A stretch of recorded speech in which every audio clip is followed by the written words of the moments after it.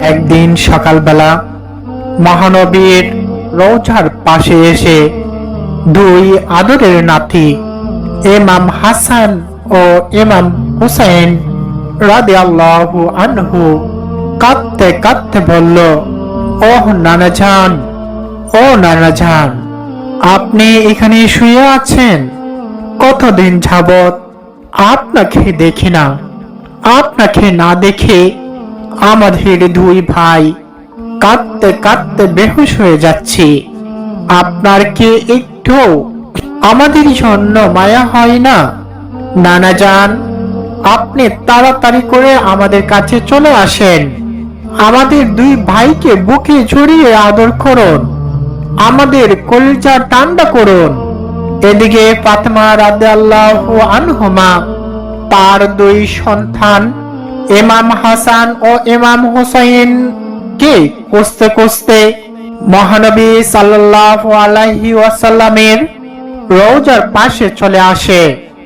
এসে দেখে ইমাম হাসান ও ইমাম হুসাইন নানাজানের কবরের পাশে কান্না করছে।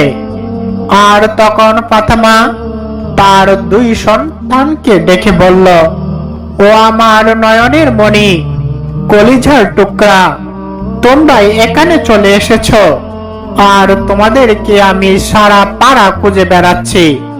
তখন ইমাম হাসান ও ইমাম হোসেন রাদিয়াল্লাহু আনহু তার মাকে বলল, আম্মি জান, নানা জান কেন এখানে শুয়ে আছে?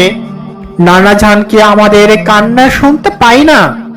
আপনি নানা জানকে ডাকেন আমাদের কাছে আসার জন্য, আমাদেরকে একটু আদর করার জন্য।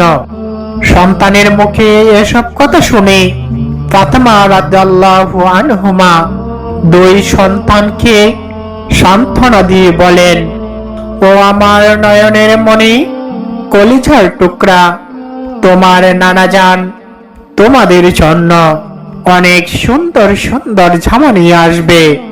এখন চলো আমরা বাড়িতে যাই। এই কথা বলে তিনজন বাড়িতে চলে গেল।